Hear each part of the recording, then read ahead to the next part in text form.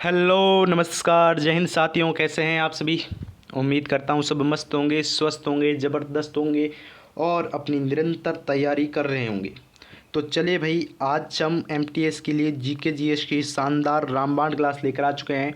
तो सभी के सभी विद्यार्थी एक बार ज़्यादा से ज़्यादा संख्या में क्लास में जुड़ जाइए, क्लास को लाइक और शेयर कर दीजिए। तो चलिए क्लास की करते हैं शुरुआत, क्लास का करते हैं शुभारंभ। उससे पहले मैं आप सभी से हाथ जोड़कर माफ़ी चाहता हूँ, क्योंकि 2 दिन किसी कारणवश हमारी क्लास नहीं आ पाई थी। उसके लिए भाई दिल से माफ़ी मांगता हूँ। तो भाई आज लेकिन आज हम उसी 2 दिन के जोश को मिलाकर दुगने जोश के साथ आज की इस क्लास को करेंगे। तो चलिए भाई क्लास की करते हैं शुरुआत, क्लास का करते हैं शुभारंभ पहले प्रश्न के साथ, जो कि आपकी स्क्रीन पर दिख रहा है कि निम्न में से कौन सा मंदिर पल्लव राजवंशों के दौरान बनाया गया था। पल्लव राजवंशों के द्वारा बनवाया गया था भाई बृहदेश्वर मंदिर। अरे नहीं सर जी, बृहदेश्वर मंदिर तो चोल वंश के द्वारा बनवाया गया था, राजा प्रथम के द्वारा, राज राजा चोल प्रथम के द्वारा बनवाया गया था। हाँ, ये तो नहीं होगा सर जी, इस मंदिर को है ना पेरिया कोविल, राजराजेश्वर मंदिर, राजराजेश्वरम, इन सब नामों से भी जानते हैं। और सर एक आपको अच्छी बात बताऊँ, क्या बताओ भाई, कि सर जी 1987 में इसको यूनेस्को द्वारा विश्व धरोहर स्थल में भी शामिल किया गया है। क्या बात कर रहे हो, बिल्कुल। तो ये तो नहीं होगा, हाँ सर ये तो नहीं होगा। हजारा मंदिर सर ये भी नहीं है। क्यों भाई, कि देवराय द्वितीय के द्वारा बनवाया गया था, नहीं है। नागेश्वरम, कि सर ये तो गुजरात के सौराष्ट्र तट पर है, सौराष्ट्र तट पर है, तो ये भी नहीं है। तो महाबलीपुरम मंदिर, अरे बिल्कुल सर, क्या बात कर रहे हो। हाँ, हमें भी पता था कि महाबलीपुरम मंदिर होगा, क्योंकि हम अब पढ़ने लग गए हैं। महाबलीपुरम मंदिर कहाँ पर है, तमिलनाडु में है। कहाँ पर है भाई, तमिलनाडु में है। तमिलनाडु के पल्लव वंश के नरसिंह वर्मन प्रथम के द्वारा, प्रथम या द्वितीय पति बताओ भाई, कि सर जी द्वितीय, द्वितीय, हाँ मुझसे गड़बड़ हो गई भाई। प्रथम के द्वारा, सॉरी द्वितीय के द्वारा बनवाया गया था। और सर जी इसे 1984 में यूनेस्को द्वारा विश्व धरोहर स्थल में वर्गीकृत किया गया। याद रखोगे, बिल्कुल रखेंगे। एम एस धोनी को पद्म भूषण पुरस्कार किस वर्ष प्राप्त हुआ। एम एस धोनी किस खेल से संबंधित है। अरे सर जी क्या बात कर रहे हो, क्रिकेट से संबंधित है। हम इतना तो पता है कि क्रिकेट देखते हैं। एम एस धोनी किस किस के फेवरेट प्लेयर है भाई बताओ, कल जल्दी से जल्दी कमेंट कर दो भाई। एम एस धोनी के नाम एक कमेंट करो भाई। एम एस धोनी को पद्म भूषण पुरस्कार किस वर्ष प्राप्त हुआ था। पद्म भूषण अगर बात करें 2007-8 की, 7-8 में तो सर जी इनको राजीव गांधी खेल रत्न पुरस्कार मिला था। याद रखेंगे 2009 में, चुपके से बात बताऊँ, 2009 में इनको पद्मश्री मिला था। पद्मश्री 2009 में मिला था। फिर 12 में कुछ नहीं, 2018 में इनको मिला था पद्म भूषण।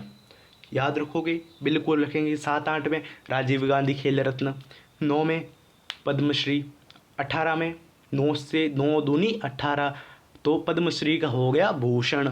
ठीक है, चलिए अगला प्रश्न। द जोया फैक्टर किसके द्वारा लिखित एक उपन्यास है। The Zoya factor Rajshri, Anuja Chauhan, Jerry Pinto, Suketu Mehta. The Zoya factor जिसके ऊपर 2019 में एक Bollywood film the Zoya factor भी बनी है, जाकर देखना, यूट्यूब पर सर्च करना कभी। द जोया फैक्टर 2019 में एक फिल्म है। और द जोया फैक्टर ये अनुजा चौहान द्वारा लिखित एक उपन्यास है।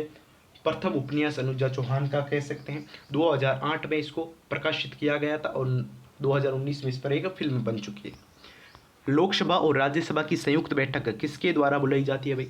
संयुक्त बैठक बुलाई जाती है अनुच्छेद 108 के तहत, 108 के तहत संयुक्त बैठक बुलाई जाती है।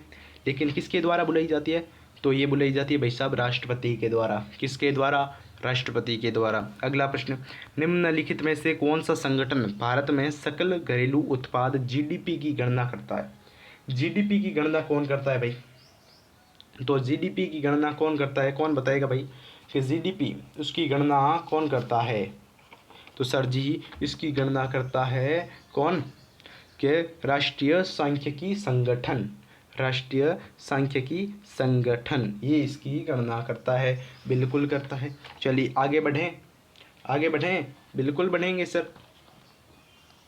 राष्ट्रीय सांख्यिकी संगठन, अरे अरे अरे अरे, वापस आओ वापस आओ।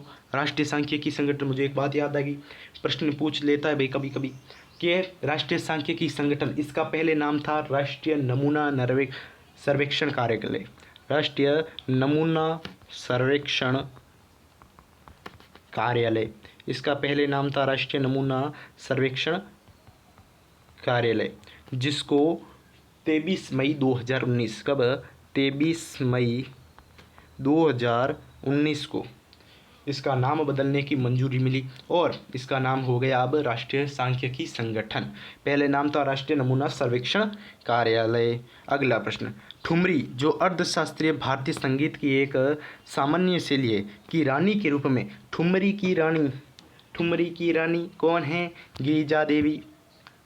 कर दिया, गिरिजा देवी को लॉक कर दिया इसको, और आपको ये मिल गया। चलिए भाई, यूनेस्को की विश्व विरासत स्थलों की सूची में सम्मिलित रानी की वाव, रानी की वाव कहाँ पर है भाई? रानी की वाव है सर जी गुजरात में, गुजरात के पाटन में, सरस्वती नदी के तट पर, ठीक है बिल्कुल।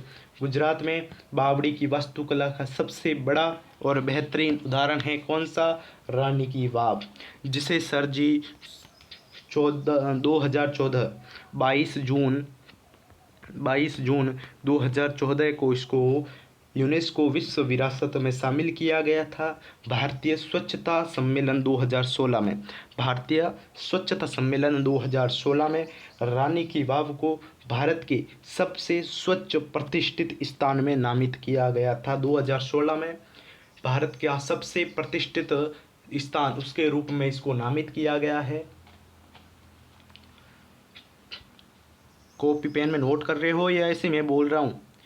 भाई थोड़ी जगह कम है तो कॉपी पेन लेकर बैठो और नोट डाउन करते चलो, जो मैं बोल रहा हूँ उसको साथ साथ नोट डाउन करते चलो भाई, एक बेहतरीन नोट्स भी बनाने हैं आपको।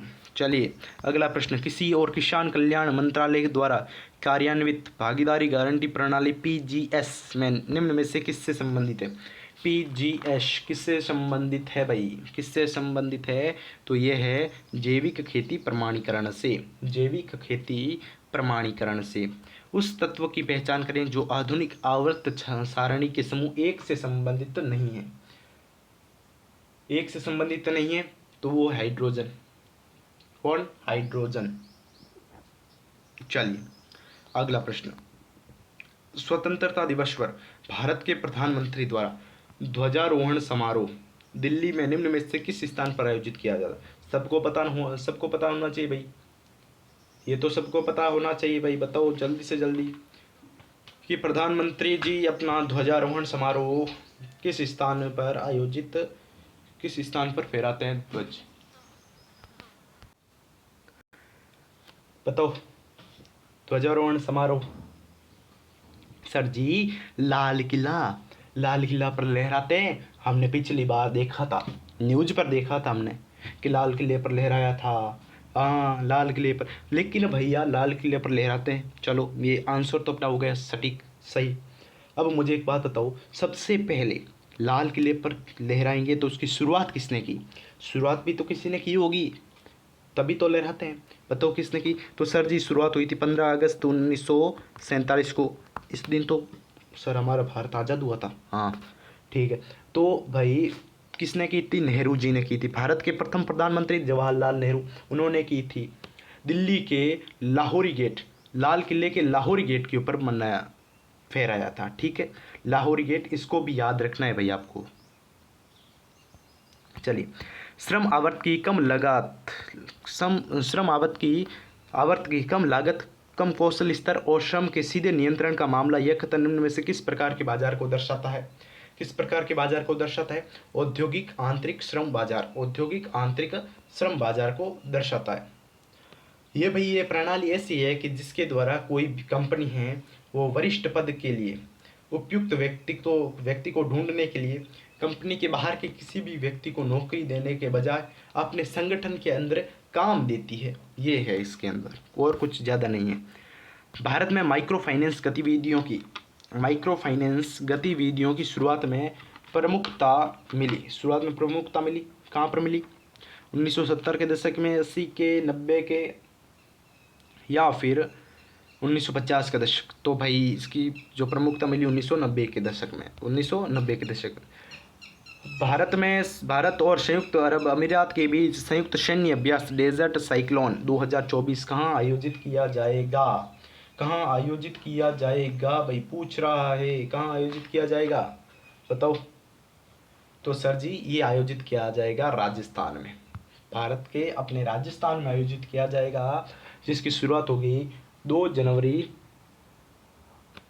2 जनवरी।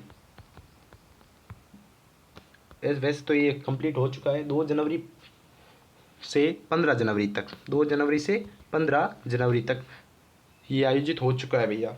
तो इसका तो अब लेकिन करंट का प्रश्न है तो ऐसे आएगा। चलिए, पहला भारत यूएई संयुक्त वायु सैन्य अभ्यास, प्रथम भारत का यूएई संयुक्त वायु सेना अभ्यास सितंबर 2008 में आयोजित किया गया था। इसको याद रखना है, यूएई का पहला भारत यूएई सम्मेलन सितंबर 2008 में आयोजित किया गया था अबू धाबी में। कहाँ पर? अबू धाबी में यह आयोजित किया गया था।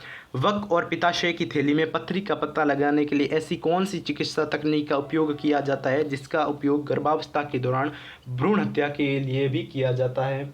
तो ये कौन सी है? इलेक्ट्रोकार्डियोग्राफी, इकोकार्डियोग्राफी, अल्ट्रासोनोग्राफी या चुंबकीय अनुनाद प्रतिबंधन? तो ये है अल्ट्रासोनोग्राफी। कौन है? अल्ट्रासोनोग्राफी। हॉकी में यदि एम्पायर दोनों भुजाओं को क्षैतिज रूप से मैदान के केंद्र की ओर इंगित करके संकेत करता है तो इसका क्या अर्थ है? भाई? तो इसका अर्थ है कि गोल हो गया भैया। क्या हो गया? गोल हो गया। निम्न में से कौन जीएनपी का व्यय का घटक नहीं है? जीएनपी व्यय का घटक नहीं है भाई, जीएनपी व्यय का घटक नहीं है। शुद्ध निर्यात। कौन सा? शुद्ध निर्यात। सलमान रुश्दी द्वारा लिखित निम्नलिखित में से कौन सी पुस्तक ब्रिटिश शासन से स्वतंत्रता और फिर विभाजन तक भारत की यात्रा को दर्शाती है? Midnights children. चलिए अगला प्रश्न, निम्न में से किसे 2001 में भारत रत्न से सम्मानित किया गया था और जिन्हें शहनाई को विवाह मंडप के कॉन्सर्ट हॉल तक ले जाने का श्रेय दिया जाता है? उस्ताद बिस्मिल्लाह खान।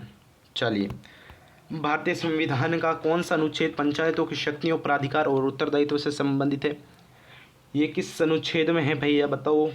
पंचायत नाम से एक अलग भी भारत के संविधान में खंड है, वो है भारत भाग 9 अलग ही एक भाग दिया गया है जिसमें सब पंचायतों से संबंधित है।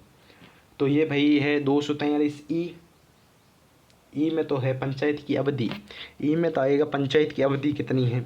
अनुच्छेद 243 एफ में आएगा कि सदस्यता के लिए अयोग्यता से संबंधित,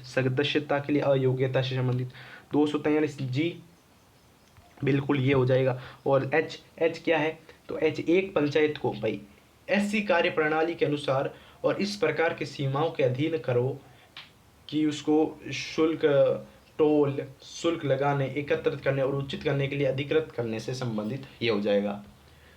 चलिए, प्रसिद्ध भारतीय शास्त्रीय नृत्यांगना गुरु वेम्पति चिना सत्यम किस नृत्य शैली से संबंधित है?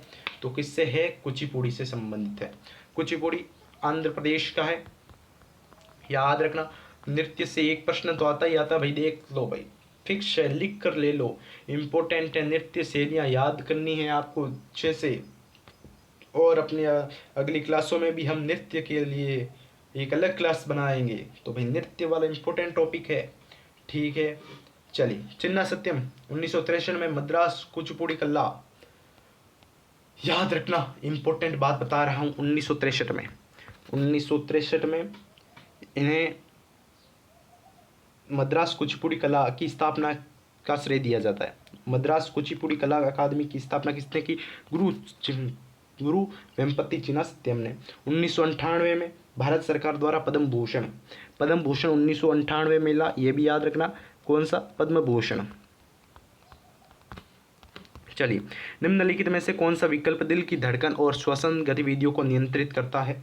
दिल की धड़कन और श्वसन गतिविधियों को नियंत्रित करता है, कौन सा है बताओ? तो यह है मेडुला ओब्लोगेंटा। ओब्लोगेंटा, मेडुला ओब्लोगेंटा।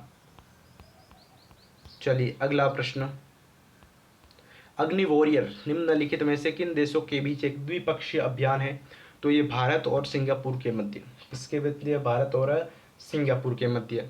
अगला प्रश्न, पासी कोंकी, पासी द्वारा किए गए सामाजिक कार्यों का वर्णन करने के लिए किया जाने वाला लोक नृत्य निम्न में से किस राज्य से संबंधित है? तो ये है भाई अरुणाचल प्रदेश से। किससे? अरुणाचल प्रदेश से। अरुणाचल प्रदेश से। लैंग्वेज ऑफ ट्रूथ मैसेज 2003 से 2020 नामक पुस्तक किसके द्वारा लिखी गई? यह पुस्तक लिखी गई थी सलमान रुश्दी द्वारा। और पीछे एक प्रश्न आया था मिडनाइट चिल्ड्रन, तो वो भी किसके द्वारा? सलमान रुश्दी के द्वारा है। और मिडनाइट चिल्ड्रन उसके ऊपर उन्हें 1981 में बुकर पुरस्कार, कौन सा पुरस्कार? बुकर पुरस्कार इनको प्राप्त हो चुका है। ये बात भी याद रखनी है आपको। तो चलिए भाई आज की क्लास में इतना ही, फिर मिलते हैं एक और नेक्स्ट क्लास में। तब तक के लिए जय हिंद, जय भारत, धन्यवाद, थैंक यू सो मच। और रोज़ाना रात की 9 बजे वाली क्लास से जुड़ना ना भूलें, क्योंकि ये क्लास आपकी सिलेक्शन वाली क्लास होने वाली है। 25 में से 20 प्रश्न आपको इसी क्लास से देखने को भाई मिलेंगे। 25 में से 20 गारंटी के साथ लिख कर ले लो, 25 में से 20 प्रश्न देखने को मिलेंगे आपको। तो चलिए आज की क्लास में इतना ही। और मैं सोच रहा हूँ कि अपनी एक तांडव सीरीज शुरू की जाए, जिसमें previous year questions plus PYQ plus most important प्रश्न उसमें देखने को मिलेंगे। PYQ प्लस मोस्ट इम्पोर्टेंट प्रश्न आपको उस क्लास में देखने को मिलेंगे। तो ये क्लास कब से शुरू की जानी चाहिए? मैं सोच रहा हूँ 1 अगस्त से शुरू कर दें, लेकिन आप कमेंट बॉक्स में बताओ कब शुरू करनी चाहिए।